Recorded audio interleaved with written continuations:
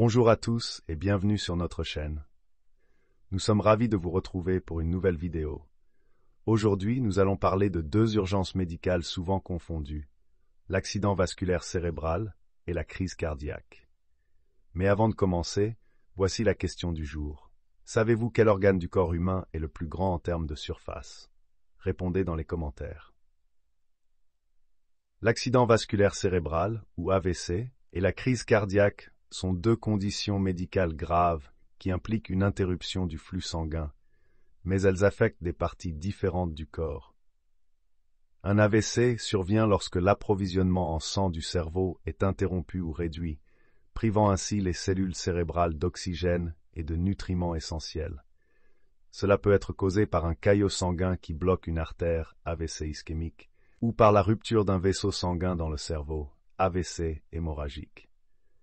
Les symptômes apparaissent généralement de manière soudaine et peuvent inclure une faiblesse ou un engourdissement d'un côté du corps, des difficultés à parler ou à comprendre le langage, une perte de vision, des maux de tête sévères et des problèmes de coordination.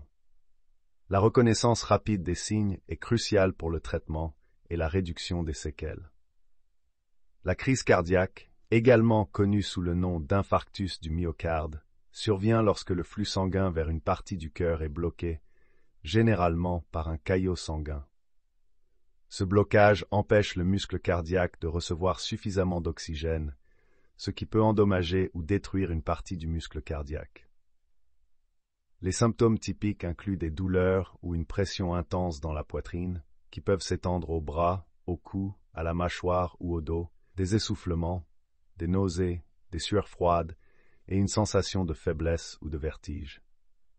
La promptitude de la prise en charge est également essentielle pour limiter les dommages au cœur et augmenter les chances de survie. Bien que l'AVC et la crise cardiaque soient des urgences médicales liées à des problèmes de circulation sanguine, leurs causes et leurs symptômes diffèrent en fonction des organes affectés. Le cerveau pour l'AVC et le cœur pour la crise cardiaque.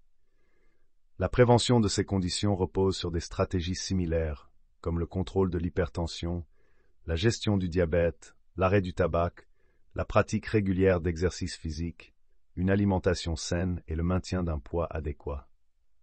En comprenant les différences entre un AVC et une crise cardiaque, il est possible de réagir de manière appropriée en cas d'urgence et de prendre les mesures nécessaires pour prévenir ces événements potentiellement fatals.